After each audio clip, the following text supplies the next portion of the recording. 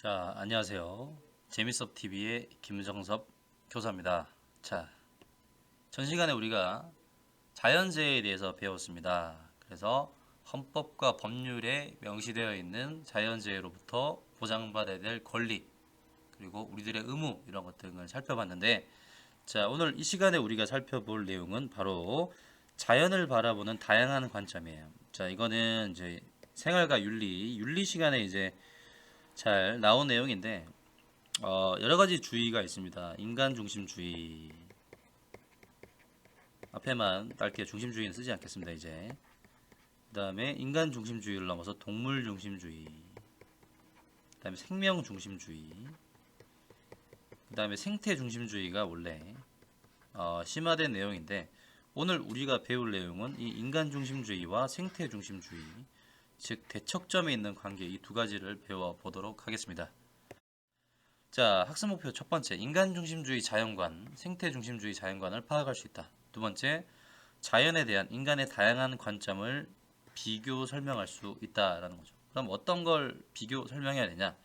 인간 중심주의와 생태 중심주의 한번 살펴보도록 하겠습니다. 자, 그래서 크게 이렇게 도식화 시킬 수 있고요. 인간 중심주의냐, 생태 중심주의냐, 이렇게 얘기를 해볼 수가 있겠습니다. 자, 열대림이 파괴되면 우리 삶은 어떻게 될까요? 자, 여러분들 지금 이 친구가 우리가 먹는 햄버거가 열대림을 파괴시킨다고 이렇게 얘기를 하고 있습니다. 햄버거를 얻기 위해서 소를 키우고 소를 키우기 위해 열대림을 파괴하면 홍수가 발생할 수 있고 지구온난화로 인해서 발생할 여러 가지 기상이변이 일어날 수 있다고 얘기를 하는데, 이걸 뭐라고 얘기를 하냐면 햄버거 커넥션이라고 얘기를 합니다. 햄버거 커넥션. 햄버거 하나를 만들어내기 위해서 어떠한 커넥션 연결이죠. 햄버거 하나를 만들어내기 위해서 어떠한 자연환경과 어떠한 연결고리들이 이루어지고 있는지를 살펴보는 겁니다. 자, 위와 같이 환경에 영향을 미치는 일상생활 속 자신의 행동에는 어떤 것이 있을까 한번 잘 생각해 보시면, 일단 선생님부터 반성을 하자면, 선생님 햄버거를 좀 많이 좋아하진 않지만 햄버거를 좀 좋아합니다. 그래서 햄버거를 먹는 행위도 자연 파괴 행위 중에 하나가 되겠죠. 자, 일상 속 생활 속 자신의 행동에는 어떤 것이 있을까? 그 다음에 또 하나 뭐가 있냐면, 제 얘기를 좀 하자면, 유튜브 시청하는 것도 여러분 자연 환경 파괴가 되는 거 아십니까? 우리가 유튜브 동영상 하나를 볼 때마다 서버에 서버를 관리하는 그 기계 쪽에 열이 이제 발생해서 지구 온난화에 영향을 미친다라는 이제 연구 결과를 좀 본 적이 있는데, 그것도 환경 파괴 중에 하나입니다. 자, 어떤 게 있을까요? 아침에 머리 손질할 때 헤어스프레이, 오존층 파괴할 수 있고요. 매일 양치질을 할 때 사용하는 치약에는 미세 플라스틱이 들어있습니다. 그래서 이것이 물에 용해되지 않고 그대로 바다로 흘러 들어가게 되면 바다를 오염시키게 되겠죠. 그러면 물고기들이 체내에 축적될 수 있습니다. 체내에 축적된 미세 플라스틱이 다시 인간의 체내에 축적되는 악순환이 발생할 수 있다는 거죠. 자, 자연을 바라보는 다양한 관점. 첫 번째, 인간 중심주의 자연관 한번 살펴보도록 할게요. 자, 자연의 가치를 인간의 이익, 인간의 이익이나 필요에 의해 평가하는 관점입니다. 인간만이 가치 있는 존재라고 보는 자연관인데, 인간의 이익이나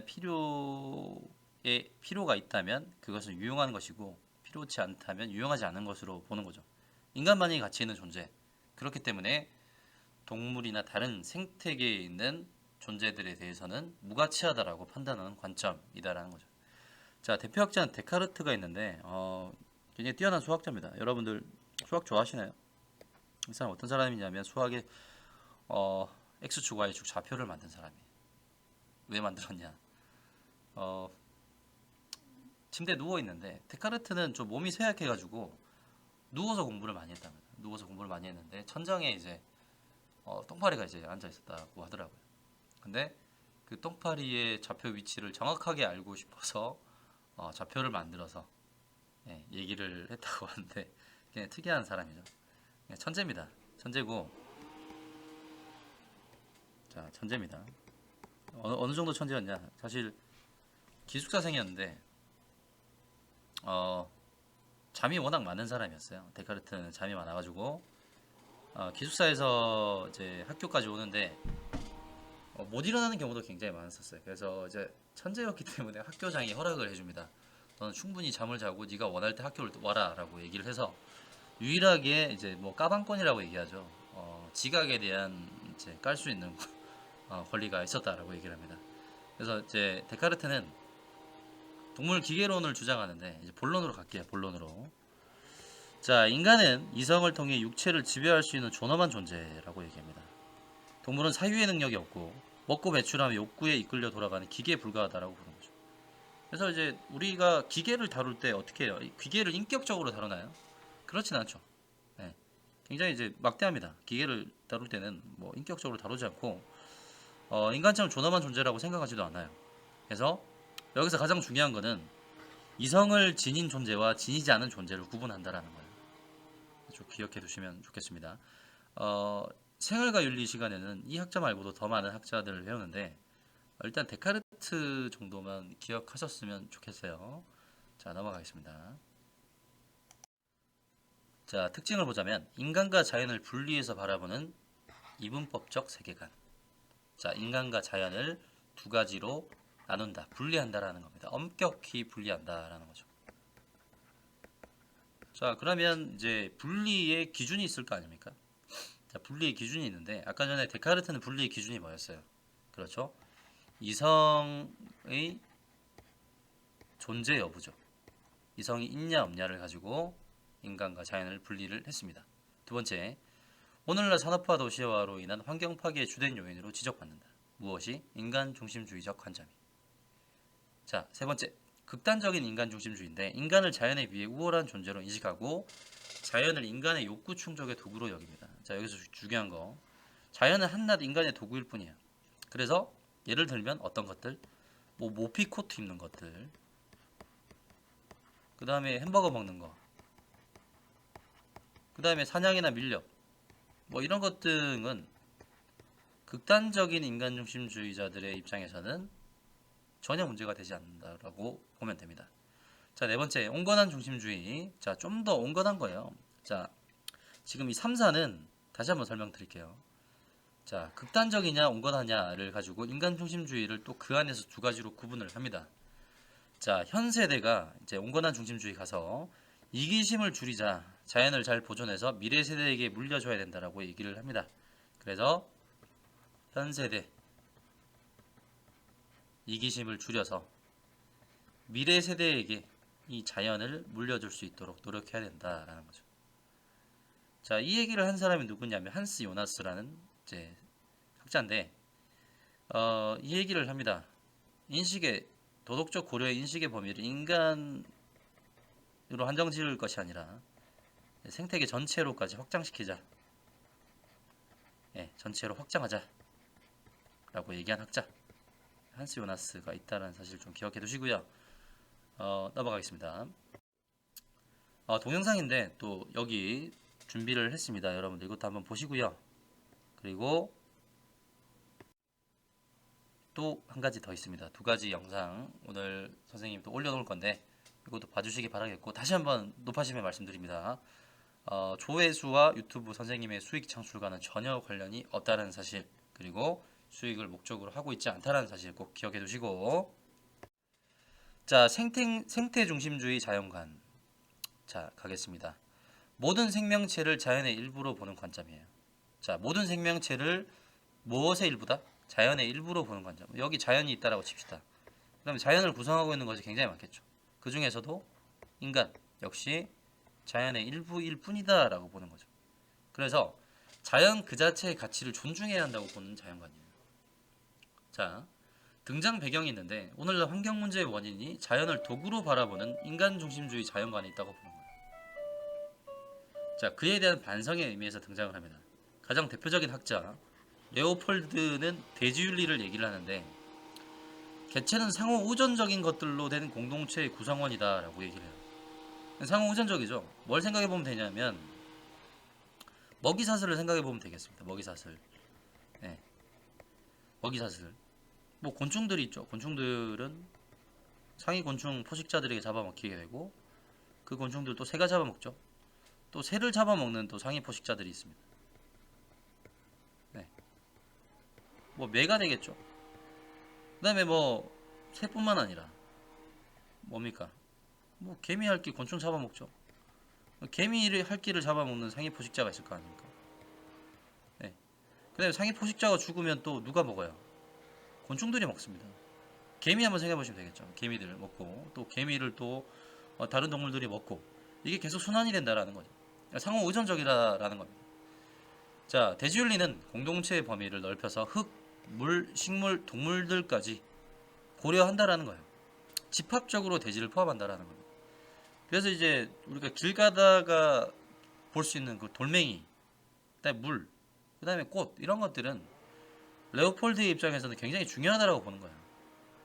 생태계를 이루는 모든 것들은 다 의미가 있고 그 가치가 있다라고 보는 입장입니다.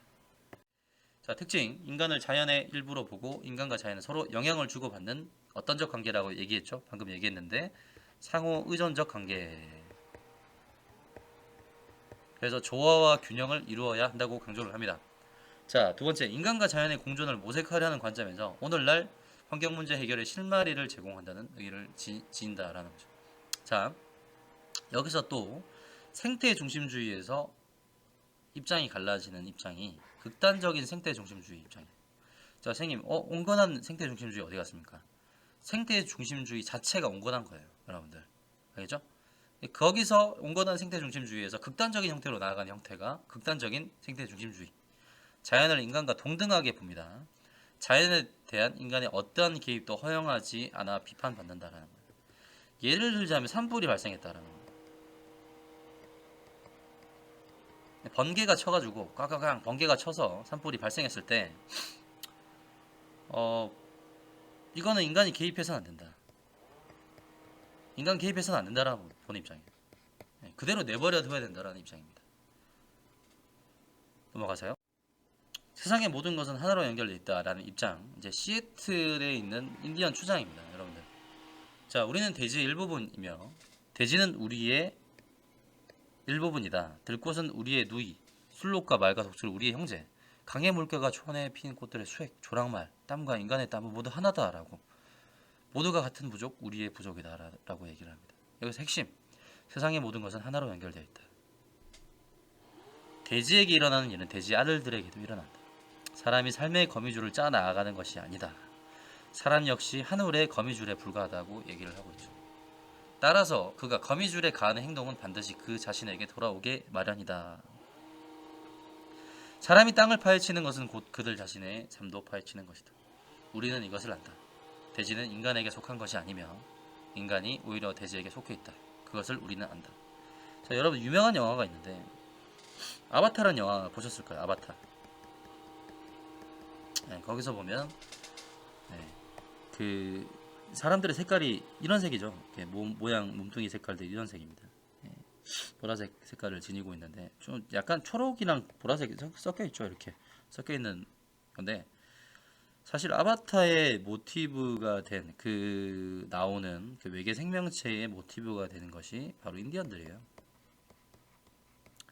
그래서 그 영화를 보시면 사냥에 성공하면 어떻게 해요? 그 인디언들의 말을 써서 죽임을 당한 사냥물, 뭐 예를 들자면 뭐가 될까요? 뭘 한번 죽여 돼지라고 칩시다. 돼지. 돼지 이렇게 돼지가 죽었어요. 돼지에게 뭐라고 얘기를 합니까? 뭐 기도를 막 주죠. 막 죽은 이제 동식물들에게도 기도를 하는 것이 인디언들의 어떤 풍습이었다라는 거죠. 그래서 이제 인디언 추장의 말과 이제 아바타에 나오는 인디언들의 행동을 보면 결국 이 모든 이제 대지에 있는 생명체와 모든 존재들은 무엇과 관련되어 있다? 결국 인간들과 다 관련되어 있다라고 보는 거죠. 자, 그래서 피어스는 지금의 미국 워싱턴주 스쿠아미 지역에 살던 아메리칸 인디언들에게 대통령 프랭클린이 땅을 팔라고 요구를 해요. 그래서 그에 대한 대답으로 추장의 편지를 보면 아메리칸 인디언들이 생태 중심주의 자연관을 가지고 있다는 것을 알 수가 있습니다. 그래서 그 영화에서는 인디언들이 승리를 하죠. 안타깝게도 실제 역사에서는 인디언들이 미국 개척자들에 의해서 거의 다 죽임을 당합니다. 안타깝죠. 그래서 그 영화가 나왔을 때 사실 많은 사람들이 그 자연의 승리를 보고 이제 즐거워했지만 실제 역사 속에서는 인디언들이 죽음으로 다 사라졌다라는 거예요. 예, 안타깝습니다. 그래서 좀 반성을 좀 할 수도 있다라는 거죠. 미국의 어떤 자본가들, 특히 개척주의자들은 이 아바타라는 영화를 굉장히 비판을 많이 했었어요. 지금 이 개발이 없었다면 이 영화를 만들 수 있었을까라고 이제 많은 비판들을 가했다라고 얘기하는데 사실 자연이 없다면 자본가들이 존재했을 수 있었을까요? 없죠. 자본가들도 다 자연으로부터 오는 그런 자연 자원들을 이용하고 있다는 측면에서 다시금 반성해 볼 만한 영화가 아닌가 생각이 듭니다. 자, 넘어가세요. 교과서 51쪽 잠깐 포즈 버튼을 누르시고 이 부분 한번 읽어보시기 바라겠습니다. 하나, 둘, 셋. 자, 자연에 대한 인간의 다양한 관점, 자연과 더불어 사는 삶, 전통마을 숲인데, 자, 자연과 더불어 산대요. 자, 경상남도 함양군입니다. 상림공원. 신라시대 때 함양의 지방간으로 부임한 채치원이 함양의 홍수 피해를 막기 위해 조성한 숲이다고 얘기를 하고 있죠. 자, 그래서 여기 120종의 나무가 2만여 가루 1.6km의 뚝을 따라 조성되어 있다라는 겁니다. 강릉시 가보시면 또 경포 해변을 둘러싼 해송숲, 바닷바람을 막아주는 방풍림의 역할을 하고 있다. 바닷바람을 막는 게 왜 중요하냐? 사실 뭐 가전제품에 상당히 많이 도움이 돼요. 해풍이 가전제품의 수명을 굉장히 짧게 만들죠. 자, 최근 산림청은 우리나라 고유의 전통마을 숲을 계승, 산림문화유산으로 보존하기 위해 전통마을 숲을 복원하는 사업을 실시하고 있다라는 겁니다. 그래서 숲은 중요해요. 대기의 온도를 낮춥니다. 공기를 정화해서 홍수를 예방하는 생태적 가치를 지니고 있다. 그래서 여러분들이 저기 시내 쪽에 있다가 여기 느꼈어요. 예전에 시내 쪽에서 막 학생들이랑 바깥에서 활동하고 이제 학교로 들어오면 서늘한 기운이 있었다라는 거죠. 왜냐하면 우리 학교 뒷산 화방산이 공기를 정화하고 대기 온도를 낮추는 그런 역할을 하고 있다는 겁니다. 자, 자료 2번 복개 하천에서 생태 하천인데 대전천에 대해서 살펴볼 건데 복원 전과 복원 후가 나와 있어요. 그래서 대전을 가보시면 생태 하천이 굉장히 발전되어 있음을 볼 수 있습니다. 그래서 사실 1974년 하천의 콘크리트 구조물로 덮는 복개 공사가 추진되었다라는 겁니다. 대전천은 유량이 줄어들어 건천이 되었고 악취가 발생하는 등의 문제가 발생했다고 얘기를 하죠. 근데 문제는 이제 다시 복원 사업을 시작합니다. 사실 여기서 진짜 큰 문제, 이게 사실 악취가 발생하게 되면 큰 문제가 발생해요. 부산에도 있습니다. 부산에도 이제 저기 서면 지나서 이제 지금의 대전천처럼 복개 공사 콘크리트 구조물로 덮은 구조물로 되어 있는데 악취가 굉장히 심각해요. 거기 쓰레기도 굉장히 많고 그걸 빨리 해야 되는데 안타깝습니다. 근데 대전광역시 시민들은 발빠르게 움직였다고 얘기를 하고 있죠. 그래서 대전천 위에 자리했던 아파트와 상가를 철거해서 복원 사업을 시작했다고 합니다. 그래서 옛 물길, 시계천도 함께 복원했고 토질 정화 작업을 하면서 유량이 풍부하게 흐르도록 만들었다라는 거죠. 자, 그래서 징검다리나 산책로, 자전거 등도 조성했다고 얘기를 하죠. 광주에도 이렇게 천이 복원되어 있습니다, 여러분들. 저기 이제 쌍천동 부근으로 이제 광주천이 흐르고 있죠. 자, 이렇게 노력한 결과 대전천에서 사라졌던 희귀 어류와 희귀 조류인 아메리카 머리오리 발견됐고 천연기념물인 메가 관찰되기도 했다라는 거죠. 굉장히 중요합니다. 실제로 수달도 관찰되기도 하고요. 그래서 자연이 그만큼 중요한 겁니다. 이런 것들이 주변에 있기 때문에 우리가 좀 더 쾌적한 삶을 살 수 있다라는 거죠. 자료 1에서 엿볼 수 있는 자연과는 무엇인지 말해보자. 어떤 걸까요? 네, 종이 끝나면 답을 발표하도록 하겠습니다. 하나, 둘, 셋, 넷, 다섯. 자, 자연과 조화를 이루며 살아가자. 생태중심주의 자연관이다. 두 번째, 자료 1을 통해 인간이 자연을 인식하는 관점, 어떻게 변화해 왔는가? 자, 어떻게 변화되었죠? 인간 중심주의 자연관이 반영된 결과였었습니다. 그런데 이후 생태 중심주의 자연관으로 바뀌었다라는 거. 인식의 전환점 기억해 두시기 바라겠습니다. 자, 위 자료를 보고 자신은 어떤 관점을 가지고 자연을 바라볼 것인지 발표해 보자. 여러분들의 발표 소리가 들리는 것 같아요. 여러분들의 마음속에 인간 중심주의입니까? 생태 중심주의입니까? 네. 답을 한번 써보시고요. 뭐 예시 답안 이렇게 쓸 수 있겠죠. 인간이 기본적인 삶을 유지하면서 지속 가능한 발전을 하기 위해, 자, 중요한 것은 지속 가능한 발전이 이루어져야 된다라는 거죠. 인간 중심주의 자연관도 필요하고요. 생태 중심주의 자연관도 필요합니다. 그래서 그것들을 절충해서 인간과 자연의 조화를 추구하는 것이 바람직하다고 볼 수 있다라는 겁니다. 자, 오늘의 확인학습 조금만 힘내시고요. 1번. 이 자연관은 자연의 가치를 인간의 이익과 욕구 충족에 따라 평가하는 관점. 뭐였죠? 인간 중심주의 관점. 자, 2번. 자연 그 자체의 가치를 존중해야 한다고 보는 관점. 바로 생태 중심주의 관점. 자, 학자. 어떤 학자가 있었나요? 레오폴드. 무슨 윤리였어요? 대지윤리. 자, 그러면 위에도 한번 다시 한번 가볼까요? 인간 중심주의 대표학자 누구였습니까? 르네 데카르트. 자, 동물 무슨 론 얘기를 하죠? 동물은 기계일 뿐이야. 동물 기계론. 인간과 자연의 엄격한 이분법. 3번 문제. 자연을 바라보는 다양한 관점. 보기에서 골라 기호를 써보자. 자, 인간을 자연의 일부로 본다. 기억 어디로 가야겠어요? 생태로 가야 되겠죠? 니은 인간과 자연을 분리해서 바라보는 이분법적 세계관. 네, 인간 중심주의. 자, 인간을 자연의 일부로 본다. 자, 인간과 자연의 조화와 균형을 이루어야 한다고 본다. 생태 중심주의입니다. 정답은 니은과 기억 디귿이 되겠죠. 자, 그래서 오늘 이렇게 마무리를 했고요. 다음 시간에 배울 내용은 인간과 자연의 관계의 바람직한 관계는 무엇일까에 대해서 배워보도록 하겠습니다. 이상 지민수업TV였습니다. 감사합니다.